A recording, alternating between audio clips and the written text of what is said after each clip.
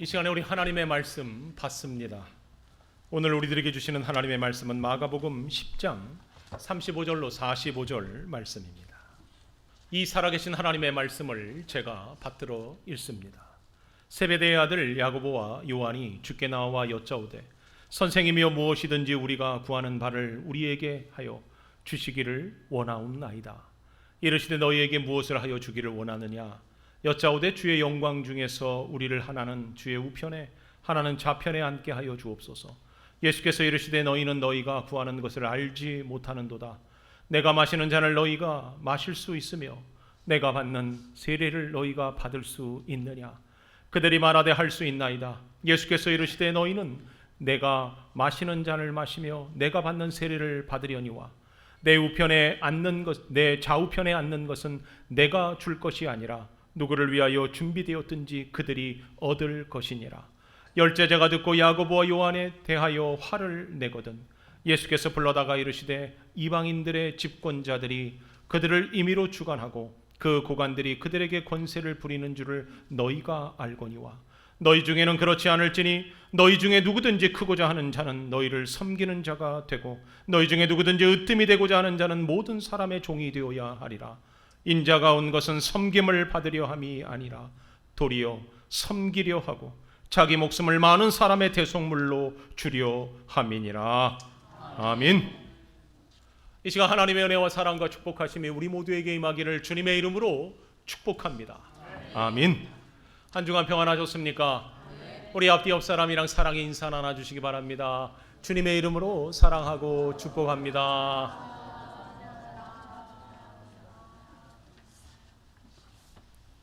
주후 44년경입니다. 예루살렘 교회는요 최대의 위기를 맞게 됩니다. 초대 예루살렘 교회가 부흥하게 된 지 채 얼마 되지도 못했는데 새로 부임한 유대 분봉왕 헤롯 아그리파 1세가 그리스도인들을 본격적으로 박해하기 시작했기 때문입니다. 정말 피는 못 속인다고 말하는 것이 맞나 봅니다. 아그리파 1세는 예수님의 탄생하실 때 베들레헴에서 2세 이하의 어린이를 다 죽인 헤롯 대왕의 손자입니다. 이 아그리파 1세도요 할아버지처럼 자신의 정치 야욕을 이루기 위해서 끊임없이 불법과 추악한 범죄로 유대인의 환심을 사고자 거침없는 이런 일들을 자행하고 있었다라는 거지요. 당시 유대 지도자들의 눈에 가시였던 그리스도인들을 제거하는 일 누가 가장 앞장섰겠습니까? 바로 이 아그리파 1세가 가장 많은 일들을 했다라는 겁니다. 아그리파 왕은 첫 번째 희생양으로 야고보를 선택하였습니다. 그리고 그를 잡자마자 참수형 목을 잘라 죽인 거지요. 야고보 그는 제자 중 첫 번째 순교자가 되었습니다. 그런데 사실 우리가 오늘 읽은 본문을 들여다보면요 야고보가 그리스도인의 대표의 자리에 서 있었다라는 것 그리고 제자들 중에 첫 번째 순교자가 되었다라는 것 너무 낯설지 않습니까? 이해가 되십니까? 왜 그렇습니까? 오늘 본문 우리가 읽은 본문을 들여다보면요 그가 순교당하기 10년 전 일인데 그 내용을 들여다보면요 그의 모습은 우리가 생각하는 순교자의 모습이 아니에요. 지도자의 모습이 아니에요. 결코 많은 사람들에게 영향 줄 만한 그런 인물의 모습이 아니었다라는 겁니다. 오늘 본문은 어떤 내용을 기록하고 있었습니까? 예수님께서 공생애 중에 몇 차례 무거운 마음으로 제자들에게 자신의 죽음과 부활 사건을 예고하신 바 있었습니다. 그런데 그때마다 제자들이요 예수님께서 자신의 사명에 대해서 이렇게 깊이 생각하고 고민하고 있구나라고 공감하거나 그것을 깊이 마음속에 새겼으면 참 좋은데 그러지 않았어요. 그때마다 그들은요 서로 자기들끼리 누가 큰지를 싸웠다라는 겁니다. 이게 말이 됩니까? 스승은요 마음이 불편해서 죽게 되겠다 이걸 얘기하고 있는데 제자들은 누가 큰지 그게 뭐가 그리 중요한지 그거 가지고 싸웠다라는 거죠.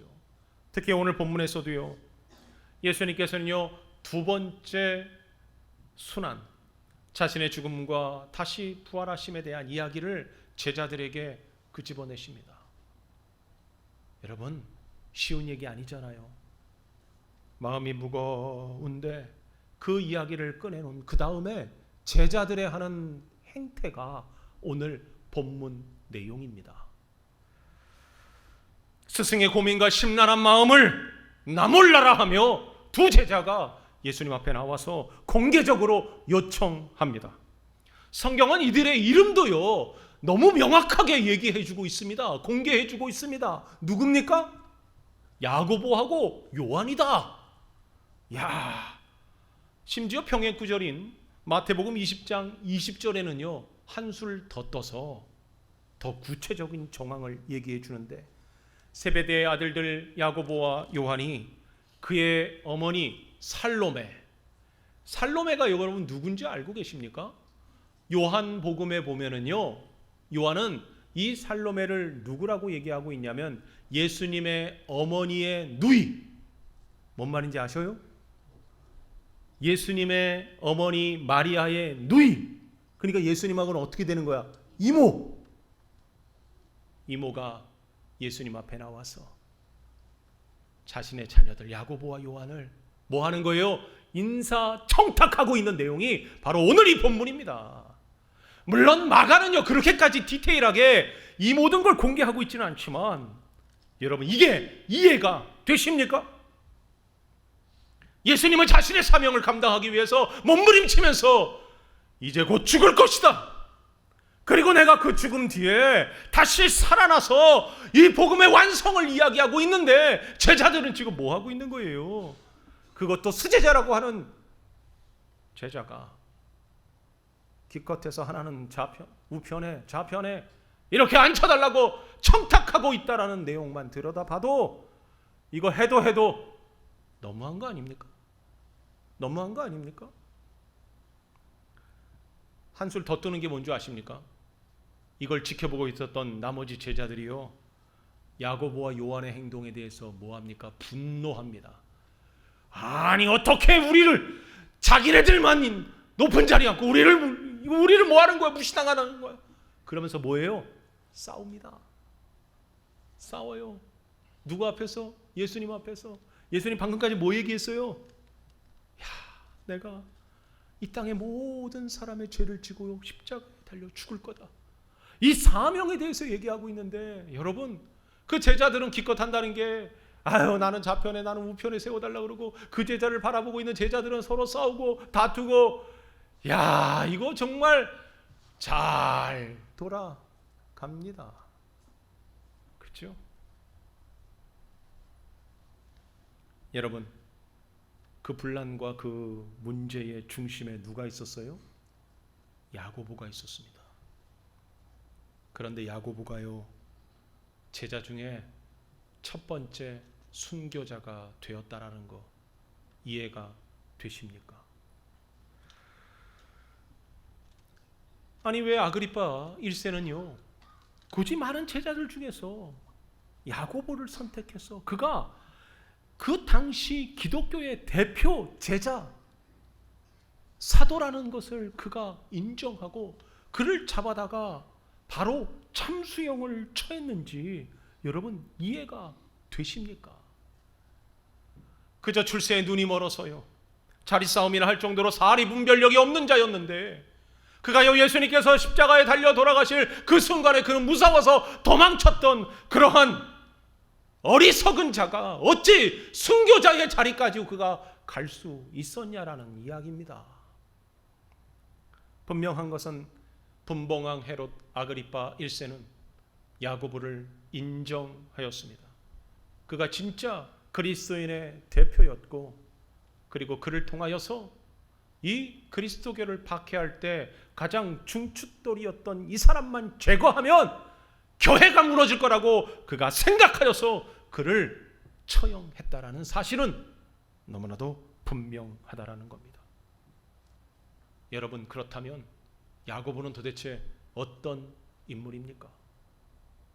예수님 공생에 그가 어떤 자리매김을 했기에 이렇게까지 그가 순교자의 자리에 설 수 있었냐라는 겁니다.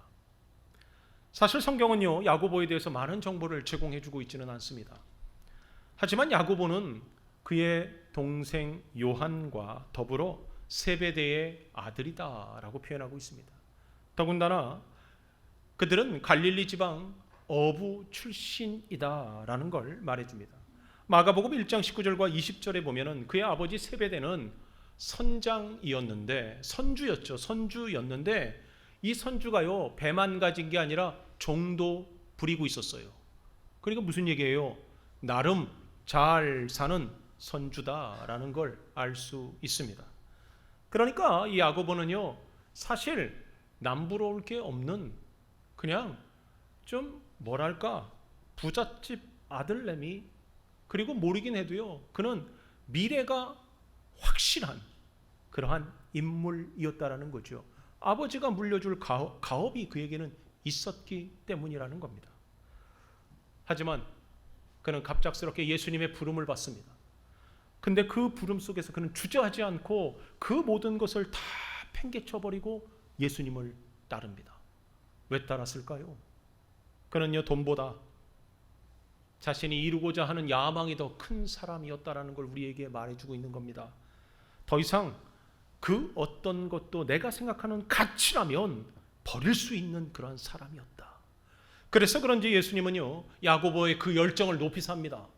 그리고 야고보의 그 인간됨, 사람됨을 높이 평가하여서 늘 예수님의 사역에서 데리고 다녔던 사람이 누구였습니까? 야고보였습니다. 그래서 그를 제자 중에 무슨 제자? 수제자다라고 표현할 정도였습니다. 그런데 사실 야고보와 요한은요, 늘 문제의 중심에 있었다라는 거 여러분 알고 계십니까?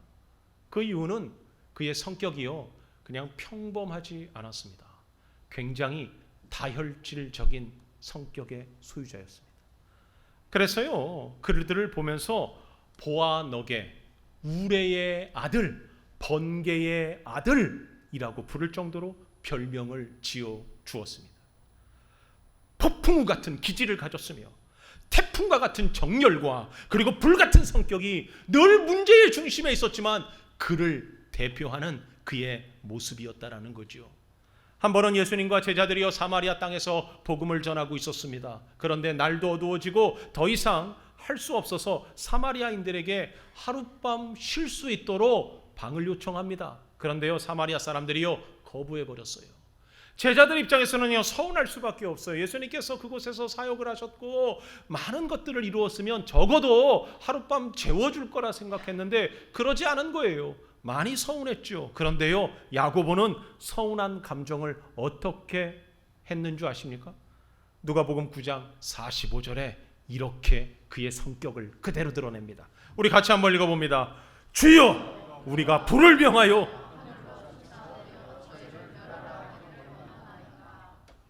뭔 말인지 압니까 이게? 주여, 번개 쳐서 다 죽여버릴까요? 이러고 있는 거예요. 야, 언제부터 번개 내렸다고 자기가. 이 혈기가요, 이 분노가 조절이 안 되는 사람이에요. 그러니까 막 그 열대, 그 화를 주체를 못하니까 막 쏟아내는 그런 인물이었다라는 거죠. 여러분, 누가요? 야고보가. 정말 당황스럽습니다. 성숙함이나 인격적인 면은 찾아볼래야 찾아볼 수가 없는 그러한 제자라고 얘기하기는 좀 창피한 제자, 그가 누굽니까? 야고보입니다. 그런데 어떤 일이 있던 겁니까? 변하였다라는 거죠. 그가 완전히 바뀌어서요, 예수 그리스도 믿는 모든 사람의 대표자가 되었다라고 얘기합니다. 진정한 지도자, 진정한 대표자, 그리고 예수 믿는 사람의 본이 되는 그런 사람, 그가 되었다라고 성경은 얘기해 주고 있는 거예요. 어떻게 이런 일이 일어났을까요? 예수님을 따랐을 때는 그가 온전한 제자가 아니었지만 예수님을 떠나보낸 뒤 그는 인격적으로 주님을 영접했다라는 걸 말해주고 있습니다. 그 안에 변화가 일어난 겁니다. 놀라운 변화, 인격의 변화, 삶의 변화, 그 영혼의 변화가 그를 완전히 뒤집어 놓았다라는 걸 우리에게 말해주고 있는 겁니다. 어떤 일이 일어났기에 그가 그런 일을 경험할 수 있었을까? 오늘 그 실마리를요, 오늘 본문에서 저는 찾아보았습니다. 그 본문에서 43절에 예수님께서 말하신 그 말씀, 바로 섬기는 자, 디아코노스, 이 단어가 그의 인생을 어떻게 변화시켰는지 우리는요 짐작하게 만들더라는 거죠. 예수님은요 38절에 그에게요 두 가지를 요청하셨습니다. 우리 38절 같이 한번 읽어보겠습니다. 예수께서 이르시되 너희는 너희가 구하는 것을 알지 못하는도다. 내가 마시는 잔을 너희가 마실 수 있으며 내가 받는 세례를 너희가 받을 수 있느냐. 아멘. 스승 예수님의 불편한 마음에 난중에도 없고 정치적 자신의 야망 출세만을 바라서 좌편에 우편에 앉아달라고 했던 그 제자 야고보와 요한을 바라보면서 예수님이 한심하게 하신 말씀이 바로 이 말씀이에요.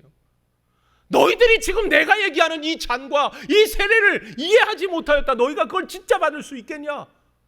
그때 제자들이 뭐라고 얘기합니까? 네, 받을 수 있습니다. 예수님은 자신의 정욕의 눈이 어두워진 이해하지 못하는 제자들에게 두 가지의 상징적 사역을 요구하셨는데 그 첫 번째가 잔의 사역이었다라는 겁니다. 여기 잔의 원어는요 포테이온이라는 단어를 씁니다.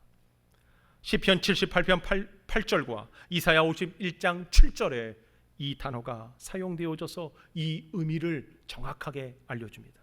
이 의미는 고난과 죽음을 말하는 거예요. 시편 75편 8편입니다. 우리 같이 읽겠습니다. 여호와의 손에 잔이 있어 술거품이 일어나는도다. 속에 썩은 것이 가득한 그 잔을 하나님이 쏟아내시나니 실로 그 찌꺼기까지도 땅의 모든 악인이 기울여 마시리로다. 하나님의 심판을 얘기하고 있는 거예요. 하나님의 진노를 얘기하고 있는 거예요. 영원한 죽음. 이사야 51장 17절의 말씀 또 읽습니다. 여호와의 손에서 그의 분노의 잔을 마신 예루살렘이요 깰지어다 깰지어다 일어설지어다. 내가 이미 비틀거림치게 하는 큰 잔을 마셔 다 비웠도다.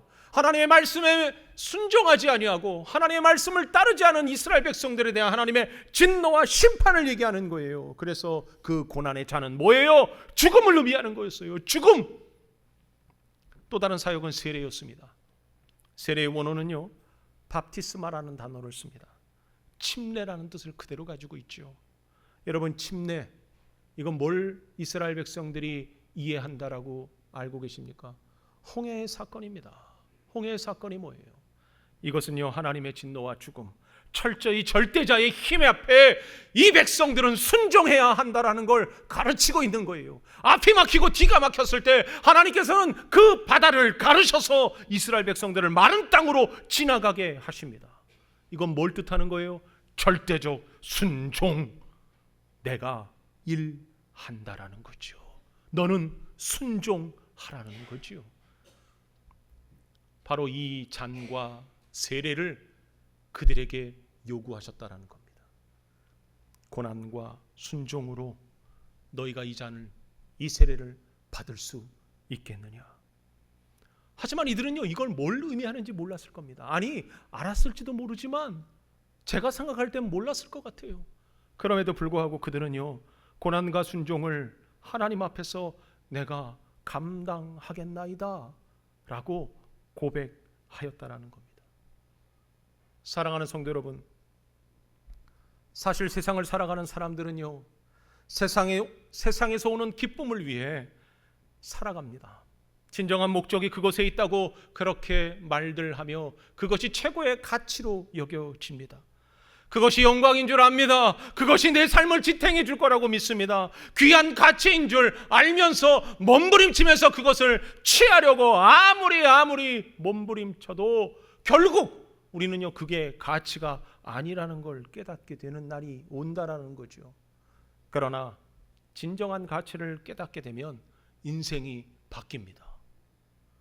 무엇이 최고의 영광인 줄 알면요 엉뚱한 것에 목숨 걸지 않습니다. 그런 자들은 삶의 방향이 전혀 다르더라는 거죠. 깨달아질 때마다 삶의 변화가 생겨나게 됩니다. 그 가치를 알면 알수록 진정 썩어 내버릴 것이 무엇인 줄 알고 오늘도 버리는 작업을 끊임없이 하게 되는 인생이 바로 가치를 아는 인생, 인생의 최고의 목적을 아는 인생, 그들이 바른 삶을 살아가더라는 거죠. 미국의 테네시 의학대학에서 개교 이래 최우수 성적으로 졸업한 한 의사가 탄생합니다. 학교는 너무 자랑스러워서 그를요, 더 공부해서 훌륭한 교수를 만들려고, 그리고 또한 여러 기업에서 스카우트하려고 그에게 끊임없이 제의를 권했습니다. 그러나 그는요, 단호하게 모든 걸 다 내려놓고 선교사로 나갑니다. 그를 아는 사람들은요, 그를 다 말렸습니다. 뭐 하는 거냐고. 아니, 여태까지 공부하고 이제 살만하고 이제 많은 걸 누릴 수 있는데 뭐 하는 짓이냐고 욕을 하고 조롱까지 서슴지 않았습니다. 그러나 그는요, 결코 마음이 변하지 않았습니다. 그는 바로 자신의 모든 삶을 다 내려놓으며 이제 누구도 관심 갖지 않았던 작은 나라로 그가 길을 떠납니다. 그리고 그곳에 도착하여서 자신이 가진 의학 기술과 그리고 그 나라의 병원을 세우고 많은 학문으로 그 나라를 세우는 일에 그가 헌신하게 됩니다. 그래서 그 나라에는요, 많은 사람들이 고침을 받고 학교가 세워지고 병원이 세워지는 일들을 경험하게 됩니다. 그러나 그의 열정과는 다르게요, 그는 지나친 과로와 체력 저하로 인해서 불과 들어간 지 5년 만에 이질에 걸려 죽음을 맞게 됩니다. 그가 죽고 나서 발견된 일기장에 그가 왜 그렇게 헌신했는가, 왜 그런 결단을 할 수밖에 없었는가를 그가 써 놓았는데, 그가 써놓은 내용은 아주 간단했습니다. 아무것도 없는 한 소녀가 주님 만나서 자신의 삶을 하나님 앞에 온전히 드리는 내용을 그가 읽으면서, 나에게 하나님께서는 너무 많은 걸 주셨다. 나에게 환경도 주셨고 또한 이러한 기술도 주셨고 하나님을 아는 열정과 마음도 주셨기에 나는 하나님을 위해서 죽으리라, 평생 헌신하리라 라고 그가 기록해 놓았다라는 겁니다. 그의 죽음은 헛돼 보이고 아무 가치 없는 일로 여겨질 수 있지만, 한 미개한 나라에서 그가 한 헌신은 서양의 기술을 통하여 병원이 세워지고 그리고 학교가 세워지며 계몽과 기독교가 그 나라 그 땅에 뿌리내리는 엄청난 역할을 감당하게 되었다라는 걸 역사는 증명하고 있더라는 겁니다. 여러분, 그가 누군지 아십니까? 바로 양아진 선교사묘에 처음으로 안장되어진 존 헤론 선교사입니다. 그는 우리나라 2대 재중원 원장이었고 이 재중원은 훗날 세브란스 병원의 모태가 됩니다. 사랑하는 성도 여러분, 분명 사람은 가치를 만날 때, 그 가치를 붙들 때 변화가 일어납니다. 야고보도 그 가치를 깨닫기 시작한 겁니다. 아쉬울 것 없던 부자 선주, 아버지를 두었던 야고보가 처음에는 명예와 권력을 따라 그의 인생을 다 쏟아부었지만 참 가치를 깨닫고 나니까 그는 진정한 디아코노스, 섬기는 자가 무엇인지를 그가 알게 되었더라는 거지요. 오늘 본문은 우리에게 중요한 것을 말해주고 있습니다. 43절과 44절 우리 같이 읽겠습니다. 너희 중에는 그렇지 않을지니 너희 중에 누구든지 크고자 하는 자는 너희를 섬기는 자가 되고 너희 중에 누구든지 으뜸이 되고자 하는 자는 모든 사람의 종이 되어야 하리라. 아멘. 그렇습니다. 그는요, 섬기는 자가 되라, 이 말씀을 그의 마음으로 들었던 겁니다. 모든 사람의 종이 되어야 한다라는 그 말씀을 그는 삶으로 이제 살기로 결단하게 되었다라는 겁니다. 섬기는 자, 디아코노스는요, 디모데전서 3장 8절에 뭐라고 번역되어 있는 줄 아십니까? 집사라고 번역되어 있습니다. 우리에게 직분을 주셨던 그 직분이 바로 섬김의 직분이라는 걸 말해주고 있더라는 거죠. 교회 일꾼은요, 당연히 섬기는 자여야 합니다. 사도 바울은요, 로마서 1장 1절에 자신의 정체성을 그리스도의 종, 디아코노스 된 바울이라고 그가 고백하고 있는 것처럼, 하나님을 따른다면 우리는 하나님이 최고의 가치이며 우리는 진정한 섬기는 자라는 걸 우리가 알고 행해야 한다라는 말입니다. 야고보는 마지막 만찬에서 예수님의 잔을 받아듭니다.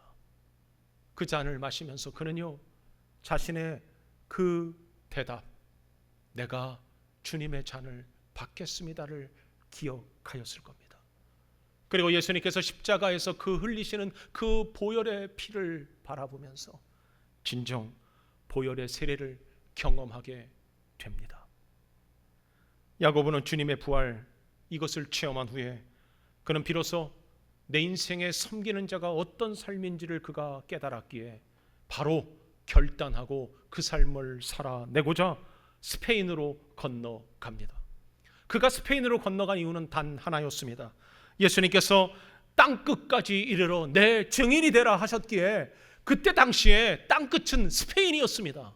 그래서 자신은 배를 타고 스페인으로 건너간 겁니다. 유언을 지키기 위해서. 그래서 그는요, 배를 타고 끊임없이 복음을 전하며 그곳에 교회를 세워냈습니다. 유독 그곳에는요, 유대인 노예들이 많았습니다. 그리고 디아스포라 유대인들이 그곳에 끌려와서 고역살이를 하고 있었기에 그들을 향하여 예수 그리스도의 복음을 전하고 그들을 믿는 성도로, 교회로 세워내었던 겁니다. 야고보는 계속해서 바다를 건너다니며 이 힘들고 어려운 선교 사역을 끊임없이 감당하던 어느 날 그가 예루살렘으로 돌아왔는데, 예루살렘에 돌아온 날 유대인의 죄수 독립운동하였던 사람들을 노예로 팔아먹었던 바로 헤롯 아그리파 1세가 그 사실이 들킬까 봐 그는요, 바로 야고보를 감옥에 가둬버립니다. 그리고 그가 아무도 만나지 못하도록 그를 바로 억울한 누명을 씌워서 말도 안 되는 죄명으로 그를 목베어 죽여버렸던 겁니다. 헤롯은 예루살렘에서 계속적으로 성장하고 있는 그리스도인들의 그 영향력을 두려워하였습니다. 그래서 유대인들의 그 환심을 사고자 자신의 야욕을 위해서 그는 끊임없는 만행을 행하며 많은 사람들을 죽음으로 몰아갔던 인물이 됩니다. 다른 문헌 클레멘트에 의하면 야고보가 체포되는 그날 그를 고소하였던 한 유대인이 그가 예전에 우레의 아들이었다라는 걸 기억하고 있었는데, 다혈질적인 성격의 소유자였다라는 걸 기억하고 있었는데, 그가 완전히 변화된 탁월한 용기와 자제력을 가진 인격 그 자체의 사람이라는 걸 그가 경험하고, 그의 모습에 그는 나도 세례를 받고 당신이 따르고 있는 그 종교를 믿겠다고 그 길을 선택하고 따랐다고 그렇게 기록되어져 있습니다. 사랑하는 성도 여러분, 우리는 지금 내 생각에 붙들려 온전치 않을 수 있습니다. 우리는 여전히 예수 만났다고 얘기하면서도 우리가 진정 어떠한 삶의 모습을 가져가고 있는지 나 자신도 모를 수 있습니다. 부족하지요. 그러나 여러분, 우리가 조금씩 바꾸어 가기를 소원합니다. 주님께서 부탁하신 일, 우리는 다 힘들고 처음 하는 일일 겁니다. 그러나 하나씩 용기를 내어 우리도 천천히 변화되어 주님께서 원하시는 그 섬기는 자의 분량에 이를 그날까지 우리가 계속해서 변화되어진다면 언젠가는 주님 앞에 당당히 설 그날이 우리에게도 분명히 오리라 확신합니다. 변화를 경험한 야고보는요, 이런 글을 남겼습니다. 야고보서 5장 19절과 20절 말씀입니다. 우리 같이 읽겠습니다. 내 형제들아, 너희 중에 미혹되어 진리를 떠난 자를 누가 돌아서게 하면 너희가 알 것은 죄인을 미혹된 길에서 돌아서게 하는 자가 그의 영혼을 사망에서 구원할 것이며 허다한 죄를 덮을 것임이라. 아멘. 그렇습니다. 여러분, 야고보가 살았던 인생은 섬기는 자의 인생이었습니다. 우리도 섬기는 자의 인생 살아내야 합니다. 작은 걸음, 작은 말과 행실을 통하여 내가 먼저 변하고 내 가정이 변하며 내 교회가 변하고 내가 속해 있는 모든 사회가 변할 수만 있다면 우리는 하나님께서 원하시는 작은 선교의 도구로 이 땅 가운데 세워질 것이며 우리를 통하여 믿는 자의 수가 더하는 아름다운 일들이 끊임없이 일어날 것을 확신합니다. 여러분, 그런 삶 우리 같이 살아내는 아름다운 결단이 있기를 주님의 이름으로 축복합니다. 아멘. 기도합니다.